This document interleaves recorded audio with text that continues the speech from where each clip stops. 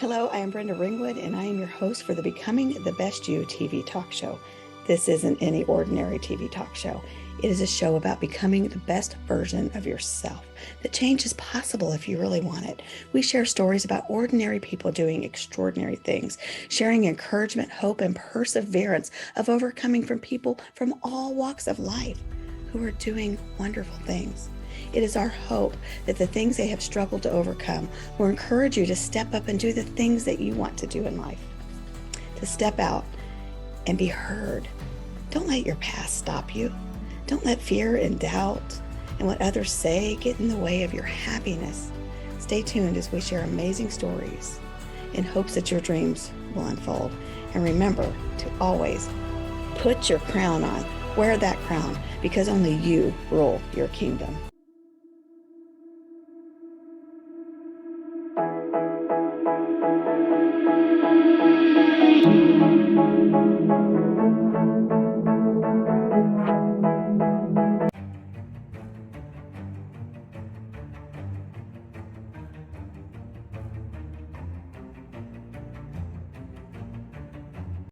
Hi, it's Bryn, and we are doing another episode of Becoming the Best You, number BTBY. I'm here with Jennifer Lauren, and I'm just gonna let her tell her story, actually. My father raised me to be very strong and independent. And I say that because he didn't give any handouts, but also taught me to stand on my own feet and walk hard. Oh, that's through good. life, yeah. Which is also a song, isn't it? It sure is, yeah. For those of you out there that don't know who she is a country and Western artist. Her band is called Diamonds and Whiskey. Tell us where your love of music came from. Oh, well, growing up without all the distractions, TV and radio and being out with friends and that sort of thing, leaves you a lot of time to learn to do other things. And we had a piano at home. My dad played, he only had one arm, but he played piano with his left hand very well. And he had a really good ear. I mean, he could sing the roof off a building. He was so talented. So I think I got that from him. And when I was 4, I remember just being able to reach the keys, and that's when I started playing. Oh, wow. But I had an ear for it. So when he would play, I could play things back. And one of my older brothers took lessons. So he would come home and play Beethoven. And then as I got older, I could just play back whatever he was playing, which was frustrating, but they knew I definitely had an ear for it. But music was always, what I wanted to do. Is all I thought about growing up. And I began singing, in choir and that sort of thing in school. And then it turned into classical training for opera. And so that's kind of where my upbringing, started with music anyway. And then, later on country came into play, but if you'd heard me sing, 10, 15 years ago, it wasn't like this. It was all enunciation and perfect. Yeah, that sort of thing. I think you just do for yourself. Right, yeah, absolutely. Do what you love. So what kind of jobs have you had prior to doing what you're doing right now? Well, I worked 3 jobs in high school, but they were, waited tables, worked at Belk's, did, the things that teenagers do. But I started appraising real estate, at a very young age, at 18, actually. Bought my first company when I was 23. And that's all I've done since, appraising. So you've been an entrepreneur. Yeah, pretty much. And I've worked for myself all these years and just tried to build a life that way. Also got into flipping houses and buying and selling real estate. That's, something else I absolutely love to do. And I've done that until now. And now I'm just kind of full-time music and throwing myself into it. So it's country and Western. Tell us, what's the process like? Everybody thinks you just get on the stage and sing and you get all these fans and you have this glamorous life. Walk us through a day in your life. Oh gosh, not a lot of sleep. I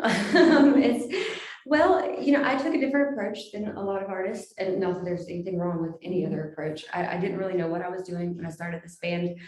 Had no clue, had never played at a gig, at a bar or at a festival, just knew I wanted to play music. And I had a port in my chest at the time. And I thought I would start playing music for therapy. And my son had a trach until he was 10.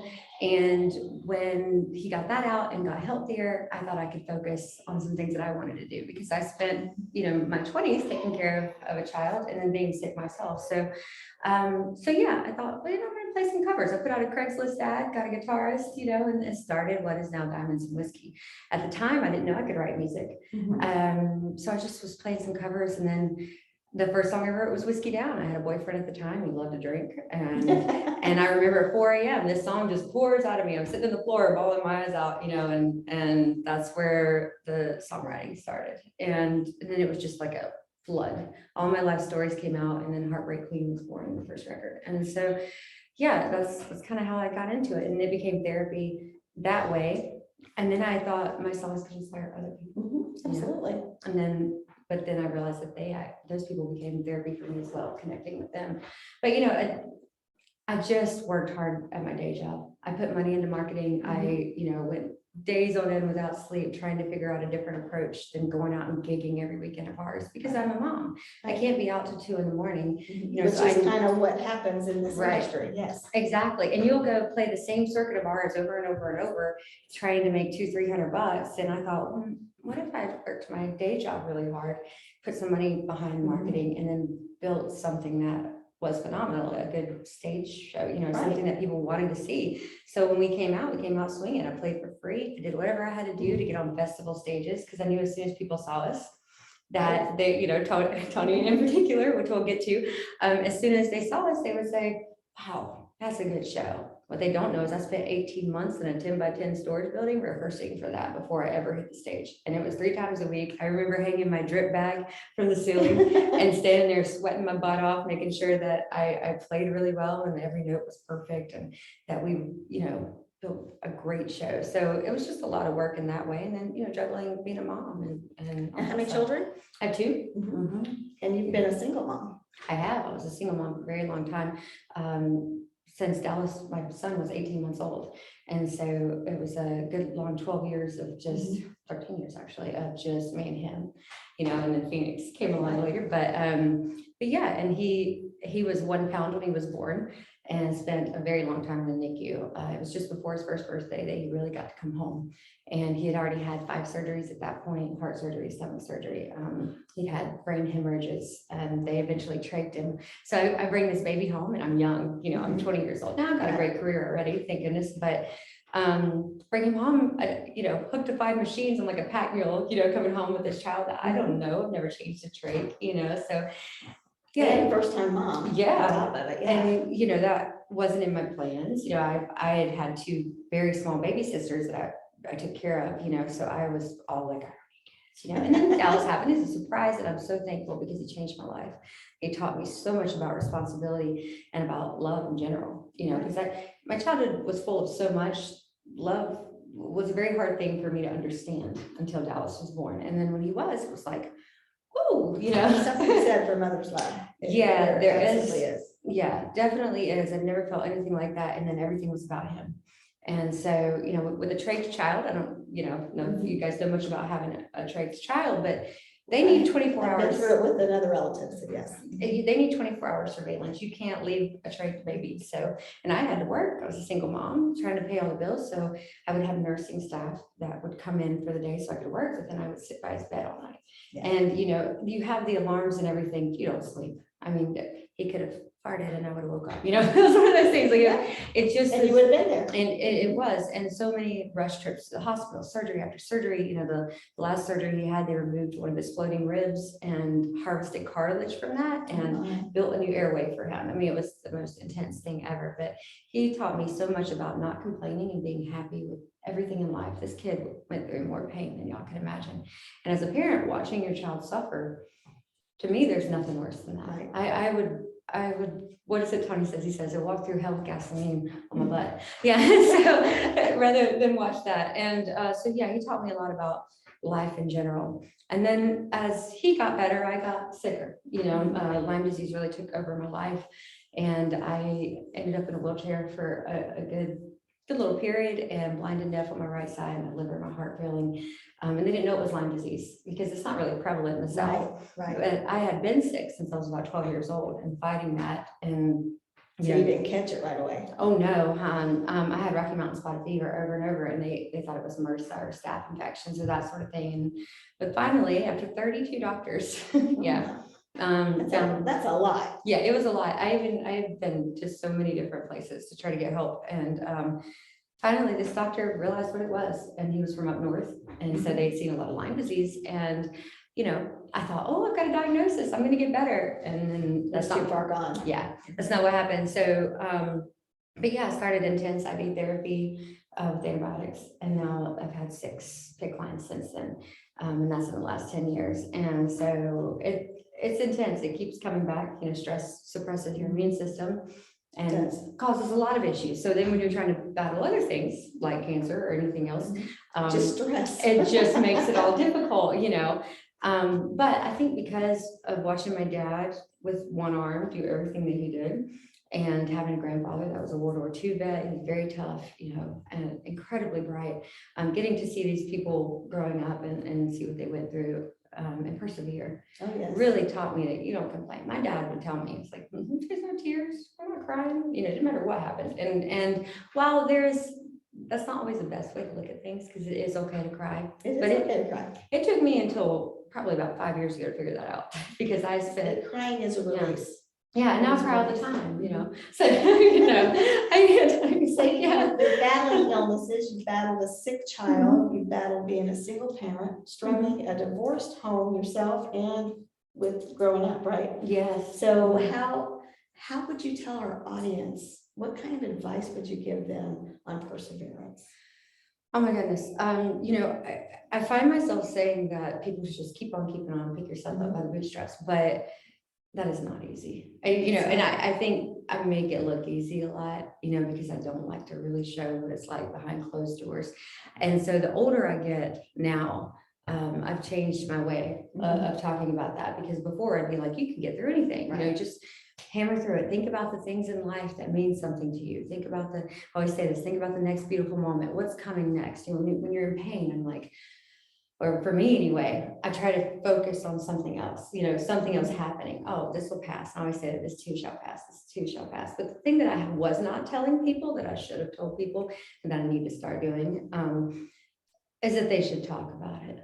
They should talk about it. Perseverance is, it's easy for some of us. And I don't mean easy in the way that, it's technically easy. It's not. But for some of us, we just get up and march on, and we don't we don't even know, we're doing it. And those are few and far between, though. And my brother, who has been a struggling drug addict for years, he can't do it. And I get so angry. I'm like, why can't you just do what I do? And he's like, well, you're so strong. And I'm thinking, well, anybody can be like this. Anybody can do this.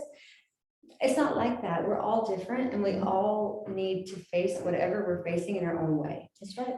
And I think it's okay to struggle. It is. It is okay. It is okay. And I tend not to be, I used to be judgmental about it. I'll just go ahead and say it. I used to judge people. I'd be like, well, I got through this. Why can't you get through this? I think we all have a touch of that. Yeah, we do. We're like, just pick yourself up. But we don't really know what mental strength other people have, and compassion is so important. And where they're at in their life. They might be very strong, but some situations have really changed their mental capacity at that time. Absolutely. So there's sometimes I handle things really well, and other times it's a struggle. It is. And I always want to put up this brave front, and I want people to think I'm fine.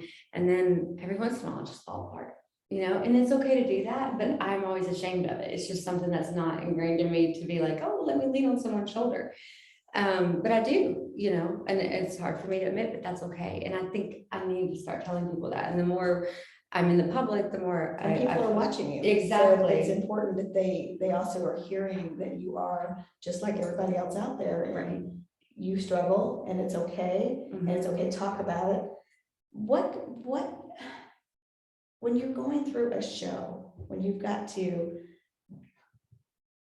pack up and hit the road and drive and then prepare and then set up, talk to us about what that looks like and the mindset of that. It's actually a lot. I think when you're younger, I will say age plays a big part in things. Obviously I'm not 20 years old. I'm 29. Not kidding. No. So I, as you get older, you lose some of your energy, obviously, but it's a lot of work no matter where you are in your life. And, people will be like, oh, you're getting paid a few $100 to go play a show. You should be excited. But what they don't realize is all the hours you put into rehearsing, all the gear you bought, the hours you spend loading it, because it's a lot. And then you got to drive the gig, you got to play your 3 hours or whatever. And you are some of that labor. Exactly. And I was for a very long time. When I started this band, I carried gear. I plugged things in. I know what I was doing, but I did the best I could, and we figured it out, and it was a lot. And sometimes we drive, I drove 26 hours straight to Sturgis, and played. I was exhausted. I've driven all night to New Orleans, played 3 gigs in one day, whatever it took, but people don't see that. They just see the person on stage and they're like, wow, I want to do that. Right. Yeah. And then a lot of people, That's why a lot of people give up. they do. It's hard. It is hard. And nothing to me worth having really is easy to That's get. right. And if it's worth having, it's going to take time to get. It is time and a lot of effort. And some people do get lucky. It's rare. They get a little, luckier than others. But then other people that have to really walk through fire to get there, you can see that on them, I feel like. Oh, yeah. How long have you been doing this? Oh, gosh. In this band in particular, 5 years, I guess, which is, an okay time. It's not a really long time, but it's a pretty good while, but I feel like I went very hard at it for 5 years. I didn't just wait for things to happen. I threw every single thing that I had into it, and I pushed and pushed and pushed until, we got at least on bigger stages and doing bigger things. And I'm still pushing, every day, riding my manager's butt, which I'm sure I drive him nuts. And then, but good things happen, opportunities happen. And when you show up, which is something I tell people all the time, if you want something, show up, no matter what it is, show up, Yes. even if it's not going to pay, but you think something might happen, even if it doesn't, just show up, because one day it'll pay off. And, that's how we got the sponsor we have now. And, it's kind of like you're in it and you're doing the work. And for me, it's easy for me because I look at where I'm going. I don't know exactly where it is, but I have a good idea. So I just focus on that, and all the steps to get there don't really matter to me. And recently someone told me this about me, because they're like, you're not like other people, because I'll have musicians say, gosh, that's how you did that? That's a lot of work. They thought there was some like easy answer. There's no easy answer. It's hard work. And then they don't want to do it. But for me, I'm focusing on that goal all the time. It no matter what it is. Maybe it's a Grammy. Maybe it's, I don't know, just touring myself. I don't know what it is, but it's there, but that's all I focus on. And how I get there is just like this weave and webs of whatever, but I know I'm going there. That's good. You're claiming it. Exactly. And when you do that, that's when good things start to happen. A very good friend of mine, he does life coaching. He says you have to act as if you're already in possession of what you want. Absolutely. And it is a very true statement. Well, it's my favorite book in the Bible is James. And I've read the Bible through many, many times because I grew up in a very religious household. So I have to give my testimony. And I used to get aggravated about that, but now I'm really grateful for it because I learned a lot. But, there's a verse in there about asking God for something, but you have to ask without your faith wavering, and I grew up, my papa would read that to me every weekend. I could stay with them. So like, you can have whatever you want. You have to believe in it wholeheartedly. You can never not believe in it, no matter what. You can get down. And he was such a good man. He would tell me, he said, you can get down. That's okay. He said, because that really defines you, because it's the getting up part that makes you who you are. That's right. And so, I really took that to heart. And, I was there when he passed away, and I'll never forget it, on his deathbed. And the last thing he said to me was, do what's right, no matter what it costs. And you're remembering that. I do. Everything I do in life, I try to make the right choice. I don't always make the right choice, but what feels good in my heart, that's what allows me to lay down at night. And it's not about money. It's not about anything else. It's about changing people's lives, helping people, and what makes me feel good, what feeds my soul, And that's why she's doing this interview, because she believes in helping people. I do. She's going to be speaking at one of the events that BTBY has coming up in St. Louis and playing, and she's doing a benefit for Patch Adams on that. But she also struggles not just with being a mom, a musician, a business owner, health problems. She struggles with the everyday things that the rest of us struggle with.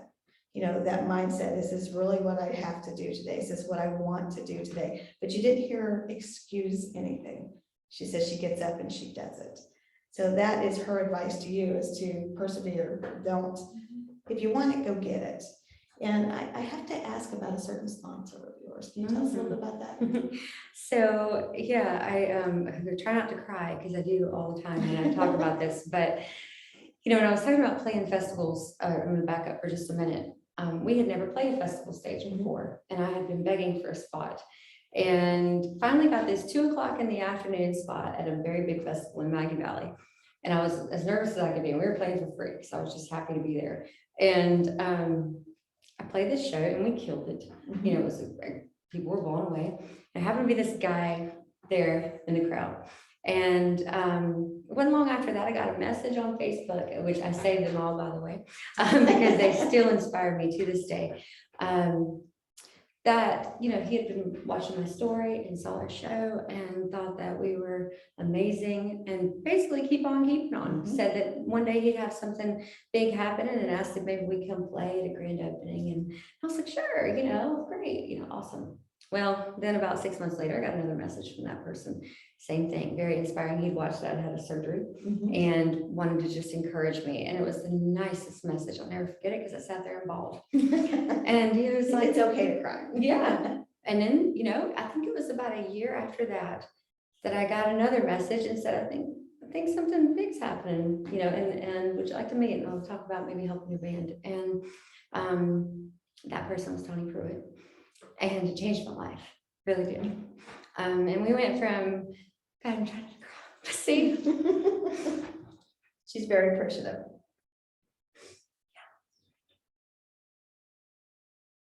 It's okay. It's okay to cry. Yeah, I just said that tonight. Yeah, but when you know, work your butt off for something, and then any little thing that happens is huge. But when something big happens, like someone puts you in a brand new custom built bus and they take care of you and they believe in you, not just like believe in you, but really believe in you, because that's really believing in somebody. That's special. It is special. Yeah. And there's not too many people like that out there anymore. So do you tour with your children? Tell me how that works a little bit.